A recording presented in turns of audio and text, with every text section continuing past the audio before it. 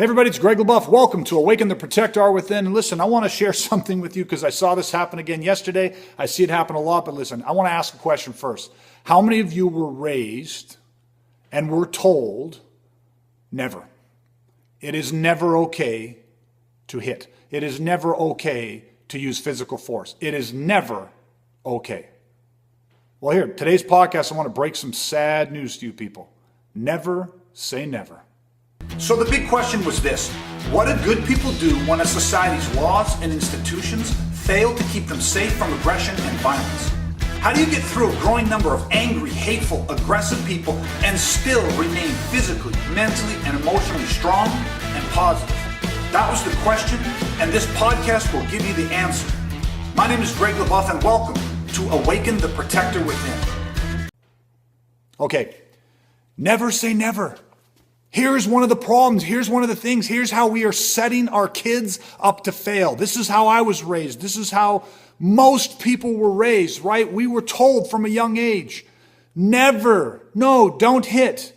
No, it's not okay. It's never okay. Don't do these. No, don't use violence. Use your words. Use your words. See, listen, I saw a group of young gentlemen yesterday and they were roughhousing like young boys do. They're probably 10 or 11 years old. And then it got a little bit serious. They started to get, to get at it with each other. And I saw a mother, and to her credit, so good, she went over there because she was concerned about her son's behavior. And rightfully so. There was a parent there. These are young boys. They needed to understand. They need guidance. And this parent went over there. But what she said to her son, I completely disagree with. She told her son, hey, stop. Because her son had begun to push a young boy, but he was pushing him back. And she said, never, no, stop, never okay. That is never okay. You have words, we all have words, we can all have conversations, and it is never okay to use force, to push. It is never okay to hit or shove. Okay, now here's the thing, let's pause right here. In this incident, that was a good interjection. Those boys they were playing, they were roughhousing, things got a little bit serious, they were teasing each other, feelings got hurt a little bit, people got upset. Okay, and guess what? At that point, no, we didn't need to be shoving each other. No, we didn't need to be pushing each other. But here's the thing. To send a message, to tell your son, to tell your child that it is never okay. Violence is never okay. Physical force is never okay. Do you understand that what you're sending, the message you're sending to them is that no, under no circumstances are you justified in defending yourself. No, physical force is never justified. We all have words. True. Well, that's not actually altogether true. Not everybody can speak. Not everybody can have a conversation. But listen, if we just thought for a second and said, listen, it's true. Everybody's got words. Everybody can have a conversation. There are people out there that you cannot converse with them. See, let me share something with you. Let me teach you guys escalation. Now, if you're hearing the audio version of this, you may want to click through to our YouTube channel, just Awaken the ProtectR Within, and you might want to watch this because I'm going to draw this out for you, but also explain it, okay? So if you're listening to it, you got to draw a mental image here. But see, what people don't understand is escalation. I have something I call a point of no return chart, a PNR chart. All of this is basically, if you're listening to this, I just want you to think a flat line, a baseline going from left to right. Just a flat line. That's life. That's where we just exist. Now, all of a sudden, we have some sort of conflict, disengaged conflict. And guess what? At that point, that line starts to go straight up like the one side of a mountain. Now, I want you to image it, and if you're watching this, you can see it. It goes straight up to a peak. Okay? And then it drops down again. So just like a mountain. But when you start going up that one side of the mountain, there's going to be a climax. There's going to be a point when that situation hits its peak. It comes to the apex. And then after that, it's going to drop down because it's going to be over. There's going to be a result one way or the other. Now, here's the thing. When you go from this flat line and you begin to have conflict, like these boys had, things got a little serious, things got a little emotional, they started teasing each other. All of a sudden, you have escalation. Now they started to get worked up. They started to get emotionally engaged in this situation. They started to feel a little upset. They started to feel maybe they were a little embarrassed, and then they got a little frustrated, and they got a little bit angry. But here's the thing. We got to understand escalation as that goes up. Now, if you're watching this, I drew with a blue marker from the bottom, from the flat line, about 3/4 of the way up to the apex, maybe about halfway up. That is escalation. And I want you to understand that escalation, you can track this stuff. I'm not going to go into it here today, but aggression will escalate linear. It'll go up. You can track it. It'll go through 7 to 9 different stages, depending on how deep you want to break it down. But it'll go from 1 to 2 to 3 to 4. It'll just escalate up, and you can see the signs of it. You see the change in behavior. You hear the change in communication. You see the change in their body language. You can track this and identify this. So here's what I want you to understand. From disengaged conflict, from that flat line, when it starts to move up, low levels of escalation, this is where words could work. This was her point. Say, listen, what she saw in that situation was say, listen, you guys are just getting annoyed with each other. You guys are getting a little frustrated. You started teasing each other, and it turned from play, and people's feelings got hurt. And so at that point, she's 100% right. Listen, gentlemen, young men, we have words. We can communicate. We can express this, okay? We don't need to push. In this instance, there's no reason for the physical stuff. That's true. But here's the thing. We've got to teach them how to regulate their response. Just telling them that no, never, there's no excuse for that. Never should you use physical is not true, because if we go up, what happens? You see, words could work. Words don't always work. You can be at lower levels of escalation and be dealing with somebody who is at higher levels of escalation. Now, if we go back to my PNR chart, in the blue as it goes, like I said, think about that mountain. About halfway up that mountain, all of a sudden, things start to get squiggly. Because what's happening is you're coming into what we call higher levels of escalation. And in that point, some very powerful things have changed in your body and in your mind. You start losing blood to the forebrain. You can experience things like auditory exclusion, which means when the body starts to actually draw energy away from the ears, which means you can't hear right, which means you can't think right when it pulls it away from your forebrain, when it starts draining blood from your brain. That means you're not problem solving. That means you're not able to rationalize things. That means you're not able to think about the repercussions that may come from your actions. You are starting to lose control of your mind and your body. Guess what? Teaching people that words will always work. We have words. We can communicate. We're civilized. Yes, we have words. And at the right place, at the right time, they could work. And yes, we should use them, and we should teach our kids communication skill sets. But here's the thing, I preach this all the time. You can be the best communicator in the world, but when you lose control of your body, when you lose control of your mind because your survival instincts take over and you don't understand what those are, you will not be a good communicator. You will have no access to any of your great communication skill sets and your rational thinking and all of this great stuff. You literally lose control of it. So it's not words can work and will always work. Words could work. But you got to learn to regulate response. So we're sending a very dangerous message here. Because in that instance, it was 100% right. We can figure this out. We can use our words. We need to regulate our response. They needed to learn how to regulate and control their emotions, which nobody told them that. Nobody taught them what went on in their bodies right there. Instead, they got a scolding. Listen, when somebody got aggressive with you and somebody started to humiliate and somebody started to cause all these feelings in you and your body went through a biochemical change and your mind started doing this biochemical change and you started to feel these survival instincts and your body started to get flooded with hyperoxygenated blood, which is adrenaline, and you started to have this surge, you pushed. Never, never, never push. Never is it okay. Well, that's simply not true. In that situation, we needed to teach them how to regulate their response. And then we needed to teach them how then to access good communication skills and how to negotiate and how to do all those things. That's great. But here's why this lesson is so important. Because when you get to the higher level, when you come out of this blue zone, when you get into higher levels of escalation, and your assailants or these other people are so under the influence of their emotions that their brain is shutting down, that their body's chemistry is changing, they're losing hand-eye coordination and dexterity and problem-solving skills and all that type of stuff, you will be quite the victim when you are standing there. That's like standing there with a pit bull who's literally losing its mind, and you are calmly trying to negotiate it and rationalize with it through the use of your words. Do you see how silly and insane that is? At that point, you need to get gone. Remove yourself from that situation. Or your only other option is very quickly going to become you need to then remove the situation. So here's the thing.